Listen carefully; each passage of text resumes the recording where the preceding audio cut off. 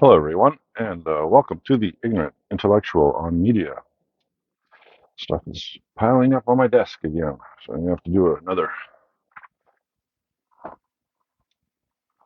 haul of whatever to get that onto the shelves. But this video is the next in my CD collection. All right, so we're up to the A's and the numbers, but I went and I pulled, how many did I pull? 1, 2, 3, 4, 5, 6, 9, 10, 12, 13, 14,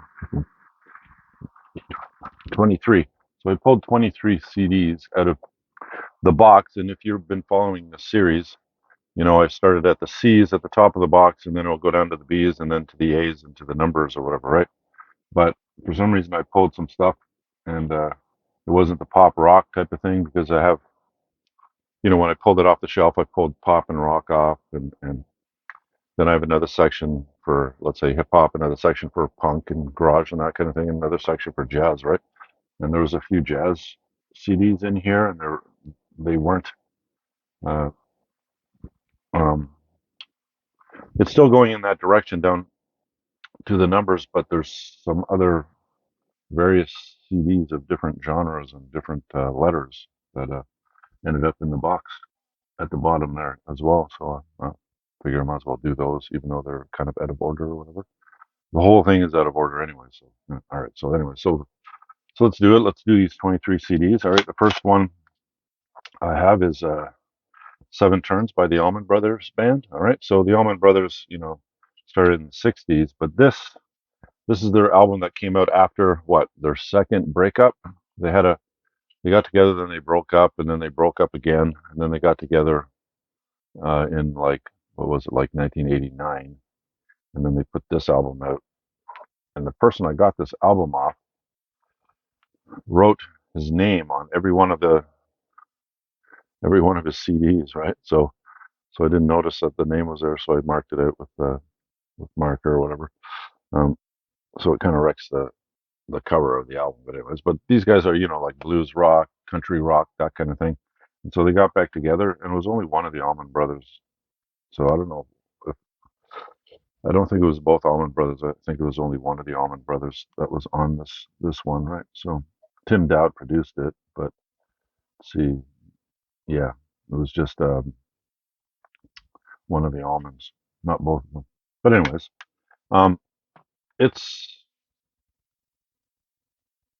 one of their more bluesy albums. All right, so they kind of had a variety of sound, but mostly it was like country and blues, uh, infused rock, right? And this one is one of more of their blues. So if you like blues rock kind of idea, you'll really like this album, even though this is like the 20-25 years into their musical life, right? All right. So, but anyway, so that's the Allman Brothers. This came out in 1990.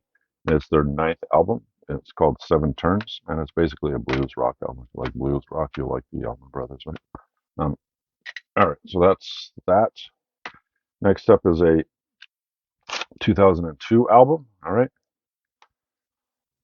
and this was part of that 500 or so CDs I got off that girl for like $50 or whatever it was. Um, and this is basically an alt rock electronic band, right? So they're kind of like a rock band, but they use a lot of electronic instrumentation in their music, right? And they're called Plus Minus. So it's a plus sign, then a slash, and then a minus sign. So plus minus, I guess you would call them, right? And this is their first album, and it's called Self-Titled Long Playing Debut Album, is what they called it. I wrote it down. So self-titled long playing debut album came out in 2002. I have not listened to this album. Have you? Have you listened to Plus Minus? And if you have, what do you think of them? Are they good? Um, I have not listened to it. Like I said, I got it from the 500 or so CDs. So it's on one of my flash drives. As I said in previous videos, I transfer all my CDs onto a flash drive and then I play them in my car. So I've got like, I don't know, 13 or 14 flash drives of 32 gigabytes full of music that I'm going through. I think I'm on number three now, number three in the 13 or 14. All right. So I have not listened to these guys. What do you think of these guys? Have you listened to them? If you have, leave a comment. Tell me what you think of them. All right, so that's plus minus. Next up is AC/DC's 74 Jailbreak. It's basically an EP. So at the time, um, when was this released? In 1984. This is 5 songs. It's Jailbreak, You Ain't Got a Hold on Me, Show Business, Soul Stripper, and Baby Please Don't Go. And this was released internationally because those 5 songs were released domestically on 2 albums. One was Dirty Deeds Done Dirt Cheap, which was Jailbreak was on that album. And then the other one was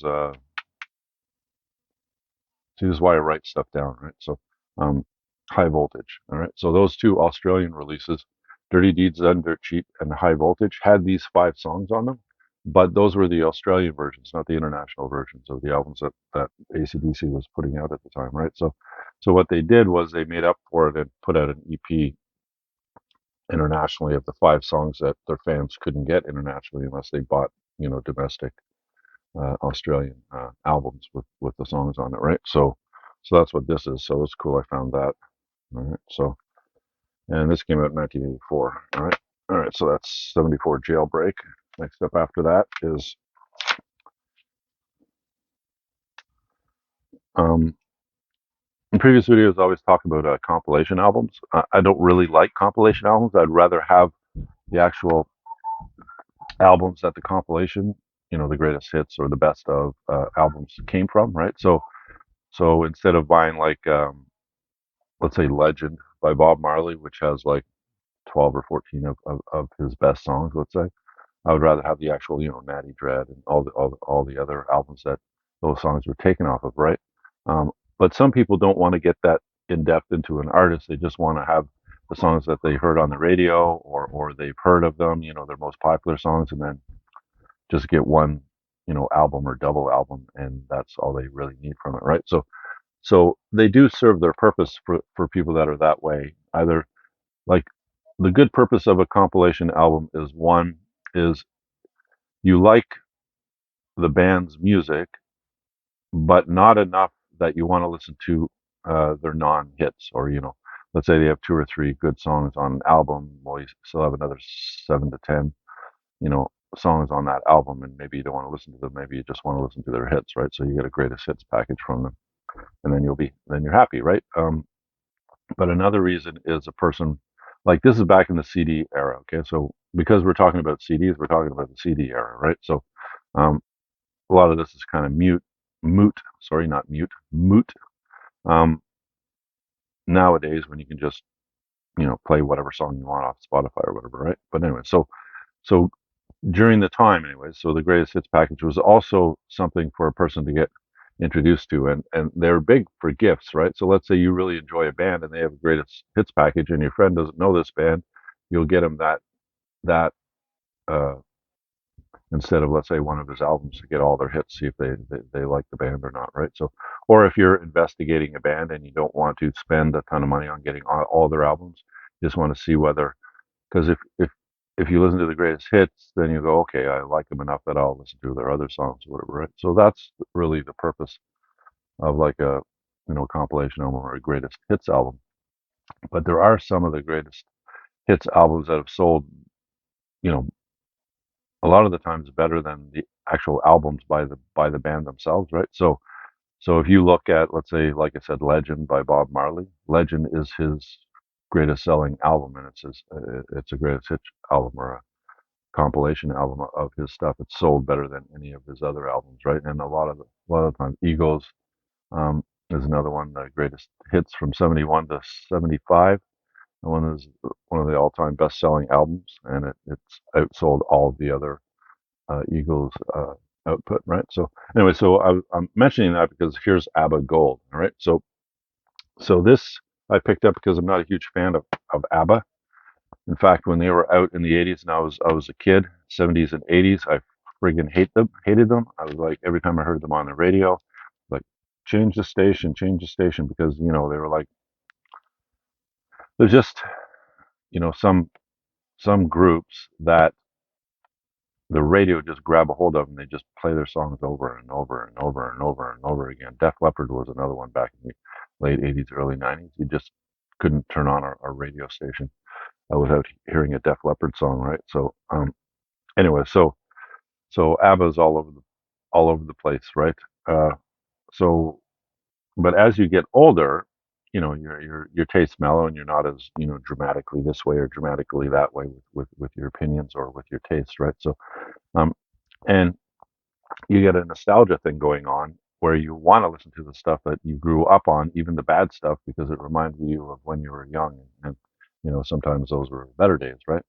Anyway, so I picked this one up, which is their greatest hits package, and this is one of the best-selling albums of all time, right? Sold in the tens of millions, right?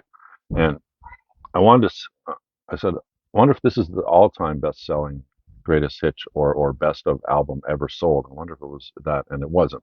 But the one that is actually uh, Legend by no, I think it's the greatest hits by the Eagles. So, anyways, I wrote down all of them just for fun, so this one is one of the greatest selling greatest hits packages of all time. But Legend by Bob Marley is another one that's up there in the tens of millions. The greatest hits 71 to 75 by the Eagles. Immaculate Collection, the Madonna songs. That one's up there in the tens of millions. The greatest hits by Queen and the greatest hits by Elton John. Those were the top one, two, three, four, five, six, top six selling greatest hits packages of all time. And each one of those outsold any of the other artists' albums easily, right? So anyway, so that's what I picked up. So this has all their great hits. It has a Dancing Queen, Knowing Me, Knowing You, Take a Chance on Me, Mamma Mia. It's just one hit after another. They had so many hits, right? So um, it's but I don't want to go out and find all their albums. Maybe I would pick up Super Trooper probably. I was one of their albums, but that would be probably as far as I would go. All right, next up is a Canadian band, an alternative rock band from BC, from British Columbia, and I have two of their albums. All right, I have Since When, and I have Trusted by Millions. So, um, Trusted by Millions was their seventh album, all right, and it came out in '96, and this is their eighth album. It came out in 1998. Now, a lot of people would tell you that this band is one of the great Canadian bands, and I wouldn't really argue. I think this one is probably one of the top Canadian albums of all time, right? But I was never a really huge fan of theirs, right? And I was always wondered why I wasn't, right? Um, and I think the reason why is because they had three or four different hits on the radio over time back in the early '90s to late '90s or whatever, right? They had three or four songs on the radio that you would hear. Like over and over again, right? So, and I think that's why because it never struck me as really good. But when I listened to um, this album, I kind of had a change of mind a bit about them. So then I started searching out, and I think I have more than just this one. There's probably more in the box, right? That I haven't pulled out yet. Um, and I like them more, but I just can't get them up into the hump of the greatest type of Canadian albums. But a lot of people um, will put them up there as one of the great Canadian bands of all time. So if you want to get outside, I mean, if you're not Canadian or whatever, you want to get outside of, let's say you live in the States or whatever, and you want to try some Canadian music, you can't go wrong with 5440. All right, so put them on your list. All right. Um, so next up is the only album by Four Non Blondes, which came out in '92. That has what was that big song by them? So what? What was it? Or Train, Superfly, What's Up? What's Up? All right. So this song has What's Up on it, which is an extremely good song. But otherwise, I like the album, and I picked it up for that song. But this is the only album that they ever produced. Four Non Blondes is only one album. They broke up, right? So if you like that So What song, pick up the album, see what you think of the album. But that's as far as you can basically go, unless you're going into the like early stuff. Like I don't know if they have any EPs or whatever, but all right. So that's Four Non Blondes, all right. and now we have 17 Days by Three Doors Down. Now, Three Doors Down, are they the American Nickelback? I kind of, the drummer for them actually played drums in Nickelback. I think he left this band to go play drums in Nickelback, if I remember correctly. Do I remember his name? I don't remember his name. See, that's what happens when you get older, right? So I keep mentioning that like I'm ancient or not. I'm not ancient, but you know the my my mental prowess is not as you know gymnastic gymnastic, if you can use that word, um, flexible or whatever as it was, let's say, in my 30s. But anyways, um, so I have this and I have The Better Life. I know somewhere I have The Better Life, which was their first album, the one with that Kryptonite on it. I really like that song, Kryptonite. But they're basically, if you like Nickelback, you're going to like Three Doors Down. Or if you like Three Doors Down, you're probably going to like Nickelback. But, you know, Nickelback is one of the most maligned Canadian bands of all time by Canadians. I don't know why. I mean, I'm not a huge fan of theirs, but, you know, I mean, they have straightforward hard rock. You know what I mean? It's fun to listen to, um, as long as you don't take it too seriously. Like, there was that one song that just fucking made me laugh my brains out by Nickelback. But anyways, I'm digressing. I'll put it down here because I can't remember the name of it, but the lyrics in it, you know, it's about anyways, it's quite funny. But all right, so that's Three Doors Down, 17 Days. It has what songs on it the real life behind those eyes. This one is their third, and it came out in 2005. But I mean, if you're going to listen to Three Doors Down, you're probably the better life. Their first album was probably their best album to listen to. But you know, this one, their second one, and their first one, all went multiple platinum, if I remember correctly, right? They all sold like millions of copies. So. All right. Anyways, next up is 1994 Side by Side by Oscar Peterson. And Oscar Peterson is Canada's greatest jazz musician and a really great piano player. And here he joined up with Itzhak Perlman, who is considered by many as the greatest violinist, the greatest violinist of all time, one of the great violinists. And so he got together with Oscar Peterson, and they put out this side by side album. It actually has Herb Ellis on guitar, Ray Brown on bass, and Grady Tate on drums. So this is an extremely good album if you like jazz, and then kind of a meshing of jazz and classical music, if you can think of it that way. And it's really good if you have not listened to this album. I would suggest you pick it up if you can find it. All right, side by side. All right. All right. Next up after that is one of the great folk artists of all time, and this is their first album. It came out in 1962, and it's called Peter, Paul, and Mary, and so is the band. So it's a self-titled album, and you know they were the spearhead of the revival of folk music back in the 60s, right? In the United States, these guys kind of were the vanguard of it, that kind of reignited folk music for a lot of people. So this one has Early in the Morning, 500 Miles, It's Raining, Lemon Tree, If I Had a Hammer, which is probably one of their biggest hits, is If I Had a Hammer. All right. So if you like folk music, you can't go wrong with Peter, Paul, and Mary. All right. All right. So that's Peter, Paul, and Mary, 1962. That was their first album. All right. Next up is the 12th album of Mike Oldfield. All right. Do I have any other ones of his? No, I think this is the only one. Okay. So I have not listened to this album. All right. It's called Earth Moving, and it came out in 1989, and his 12th album. Mike Oldfield got on my radar way back in the day with Tubular Bells, if you remember that album. If you have not listened to Tubular Bells, that's the album that you want to listen by Mike Oldfield. It's an extremely good album, and everything afterwards, if you like Tubular Bells, you'll like most of his output. So I have not listened to this album specifically, but I have listened to probably 4 or 5 of his albums, and I've never disliked any of them. So if you have listened to Earth Moving, let me know what you think in the comments. All right. Next up is Skinny Puppy, one of the great industrial bands, the ones that influenced, like Nine Inch Nails and Trent Reznor and others afterwards. Canadian band. They basically, did they start their genre? They popularized a lot of it, right? Industrial music. I'm not a huge industrial music fan, so I have not listened to this album as of yet, but this is called Mind, the Perpetual Intercourse, came out in 1986, and it's actually their second album. Their first album was more poppy, and this one is where you see them start to get into more industrial stuff, right? More noise and things like that, right? So, um, if you like that, you can't go wrong with Skinny Puppy. They're one of the greats, right? So, but I'm not a huge fan of that. All right. So, next up is the soundtrack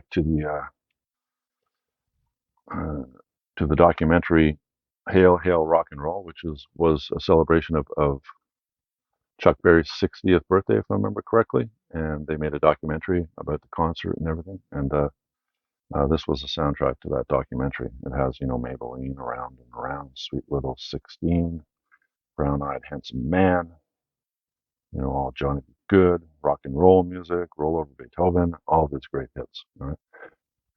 If you end up going back and you wonder where rock and roll came from, this is one place it came from was this guy. Another guy would be what, like kick the memory banks in there, Scott. But Chuck Berry was one of the big names. So was Little Richard was another one. These were the guys that took blues and turned it into rock and roll, and then Elvis kind of took over, and then white people got huge into rock and roll, right? With the Beatles and the Rolling Stones and those guys, right? Sampling from pop rock music and blues rock music from the United States, and then they made rock and roll huge. Elvis and the Beatles and those guys, right? So, all right. Next up is two albums by Vangelis or Vangelis, Ignorant Intellectual, and so here's Oceanic, which is um, it's electronic. Okay, so if you haven't heard of Vangelis, then you probably don't listen to much electronic music. But if you had listened to electronic music, you can't not know about Vangelis, right? I mean, he won a Grammy. Was it a Grammy for Chariots of Fire? The soundtrack for Chariots of Fire. He did the soundtrack for Blade Runner, which I would argue is the greatest soundtrack of all time. All right, better than Saturday Night Fever, better than any other soundtrack you can think of. I think Blade Runner soundtrack is the most amazing soundtrack of all time, right? My opinion, anyways. So he's an electronic genius, and he put out I don't know how many albums, and he actually this one no, I have this one El Greco, all right, in 1998, El Greco, okay, El Greco, which is this one, all right, and this one basically is electronic music, but in a classical bent, so it's like playing classical music, but not using any of the traditional classical music instruments, and using more electronic instruments and synthesizers and stuff to play classical music. It's a dedication to El Greco. He's a famous Greek artist, right? A painter and a sculptor and that, right? So this is Vangelis's ode to him, all right? And that one came out in 1998. This one came out in 1996. All right, and this is basically, new age electronic type of music. I mean, you can't go wrong with Vangelis if you enjoy electronic music, ambient, that kind of thing. Um, not so much, EDM or that faster paced stuff, but the more melodic kind of things Vangelis does are extremely, extremely, extremely good. All right, and in between his solo works and his works with, let's say, some classical musicians as well and all that, he ended up getting together with John Anderson, the lead singer from Yes, and they put out a few, I think 4 albums. And this one is, which one is this one? This one is, I think this is the third album by John and Vangelis. All right. Their best album is called The Friends of Mr. Cairo. And if you haven't found that album and played it, you're missing out, because that is extremely good, especially the self-titled, the album titled song. That it's a really long song. It's all about the film noir gangsters and 30s gangsters in old Hollywood cinema, and it's a really, really interesting song to listen to. And but the whole album is really good. I have not listened to this album, all right, because I found it, I put it on, I transferred it onto a flash drive, and I'm just waiting for it to come up on the playlist as I'm playing all the music on my flash drives, right? But you can't go wrong with Vangelis, and you can't go wrong with John Vangelis, where you have Vangelis electronic music um, playing behind, John Anderson's vocals, right? All right, so that's John Vangelis. All right, next up is this is where I'm going. Okay, so you got John and which would be under J, right? Vangelis would be under V, right? So what are they doing in? See that Chuck Berry? That makes sense. Chuck Berry is a B. We're doing the A, B's, and C's right now, right? So, um, but we had an Oscar Peterson album, right, which is a jazz album, which I haven't gotten into my jazz side of the collecting yet. I'm just doing the pop rock right now. And here's another one, Pat Metheny. I have two of his albums in here for some reason. I have the Pat Metheny group, We Live Here, and Pat Metheny's Watercolors. All right, uh, so Watercolors is Pat Metheny's second album. It came out in 1977. And basically, if you don't know who Pat Metheny is, he's one of the great jazz guitarists, and you can't go wrong picking up any of his stuff. And he got together with what was the name? I wrote him down because I keep forgetting his name. Lyle Mays. All right, so Lyle Mays, and he's a pianist. All right, so Lyle Mays and Pat Metheny. Pat Metheny would do some solo work, but then he got together with Lyle Mays, and this is the album that they got together on. And then they made the Pat Metheny group and put out a whole bunch of albums. And all those albums, if you like jazz with guitar, piano, that kind of thing, you're going to really like Pat Metheny. A lot of people like my favorite kind of jazz is saxophone, either one, either saxophone, led jazz music. That's my favorite. But some people really enjoy, let's say Django Reinhardt or the more guitar oriented jazz music, right? Metheny is more of a modern version of that, and his guitar playing is stellar. It's really good. So you haven't listened to any Pat Metheny stuff. Here's Pat Metheny group, two albums. Go about and pick up his stuff and tell me what you think. All right. So that's Pat Metheny. All right. If you like jazz guitar, you'll like him. All right. And then I have another electronic genius. All right. I have 1, 2, 3, 4. I have 5 of his albums. All right. So um, there's a gentleman that was selling his. He was a university student, and he was moving cross country. All right, so he was moving elsewhere, and he didn't want to bring. He wanted to travel light. Let's put it that way. So him and his dad had a really large CD collection because he lived at home, and he had a very large book collection. All right, so I basically bought all of his books and a lot of his CDs. But by the time that I got to his collection, I already had a pretty large collection of CDs. Um, and so I kind of cherry picked what he had because a lot of it I already had, right? So, but one guy I didn't have is this guy, Jean-Michel Jarre, right? This French electronic artist is up there with Vangelis and all the others in this type of genre. He's one of the big names, right? But I never come across any of his CDs, right? And then so when I saw that ad a couple of years back that he was selling his CDs, and I saw uh, Jarre. Is that how you spell? I think that's how you say his name, Jarre. I went, okay, I'm going over there, right? And I picked up all of his Jarre collection as well as a lot of that Vangelis stuff as well. He had, so he was into electronic music because I got a bunch of electronic music off of him. So we have Jarre live, all right. Okay. You have En attendant Cousteau, all right, which is an ode, a dedication to the marine is he a marine biologist, anyways? And Jacques Cousteau, right? Jean-Michel Jarre in concert. All right. So these two are live albums by him. And anybody that's gone to a Jarre concert, the first thing they always mention is what a great show it was, because the light show of it was as good as the electronic show in his. So this obviously can't, you know, uh, why do words always leave my head? This one can't really conceptualize the lighting of the shows, but you can hear the actual music, right? So, um, but I guess you really need to be at a Jarre show because I've never heard anybody that has spoken about Jarre and gone to any of his live concerts that have been disappointed from them, right? So, all right, so then you have some of their albums, all right? So, En Attendant Cousteau is his 10th album. It came out in 1990. Then you have Sessions 2000, which came out in 2002, if I remember correctly, and this is his 14th album, all right? So, and then we have Equinox, all right? And this one is an early album. It says, I think this one is second. I wrote it down. No, it was fourth. So this is his fourth album. Now, any of Jarre's stuff, all right, if his reputation lives up to his music, or his music lives up to his reputation, because his reputation is like way up there, all right.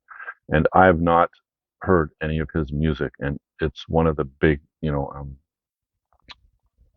holes in my electronic listening. And so I was like really excited to find somebody that had some of his CDs, so that I could actually listen to them. Right?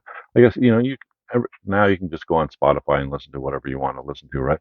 But I like the CD format. I like transferring it onto MP3 and putting it in my car and listening to it on a flash drive. That way, I don't have to listen to the radio.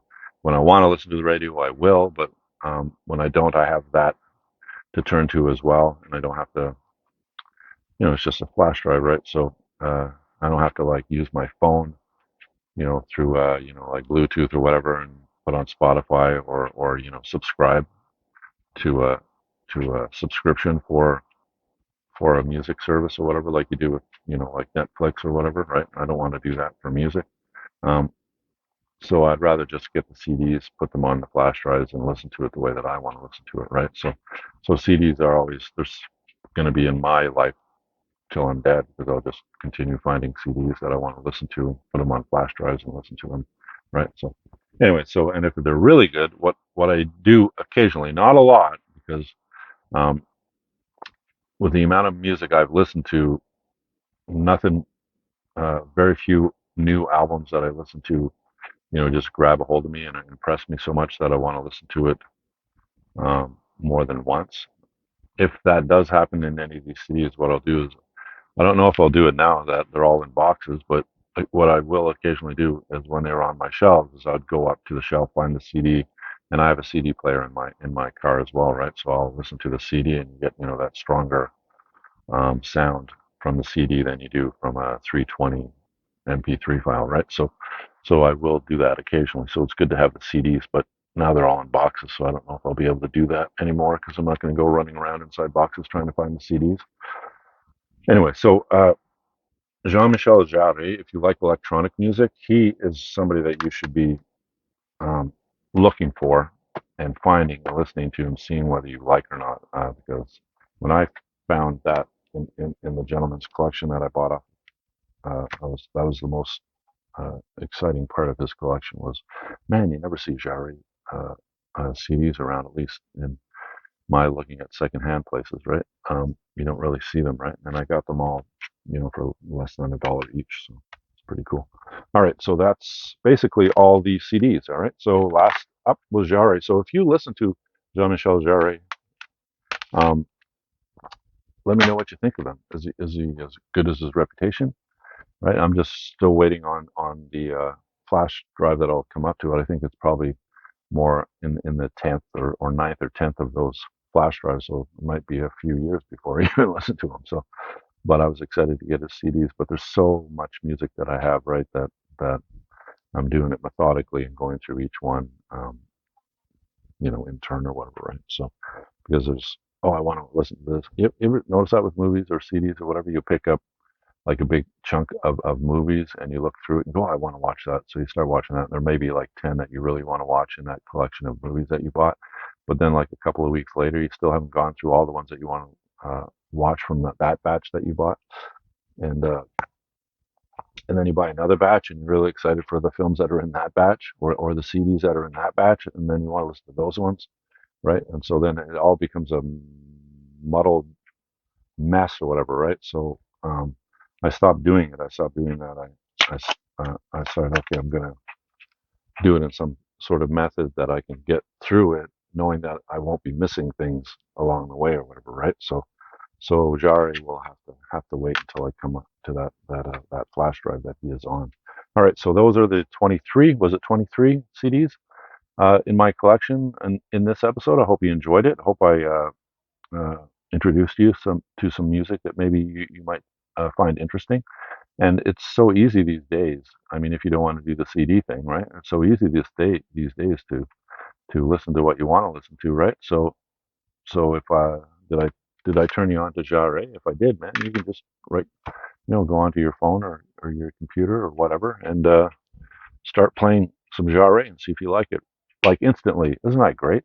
I mean, when I was growing up as a kid, I mean, we couldn't even play music outside of the house unless you carried this big, huge freaking boom box with you, and cassette tapes, right? So, and then finally, Sony made the Walkman, which you could put on your belt and walk around and listen to a tape, in a small piece like the pre iPod or whatever, right? And that was convenient, but then you could only, grab a few cassettes unless you're carrying around a duffel bag full of your music library, right? You're only going to be walking around with one or two cassettes to play for that day or whatever, right? So now with Spotify or just MP3s in general, if you want to put them on your phone, you can walk around with a friggin' library on your phone to listen to music, right? So convenient and so easy to do. All right. So hopefully some of the things that I pointed out. Now, what I do is when I come across an album that I consider one of the greatest albums of all time, I'll mention it in these videos, right? And I don't think any of these qualified as it.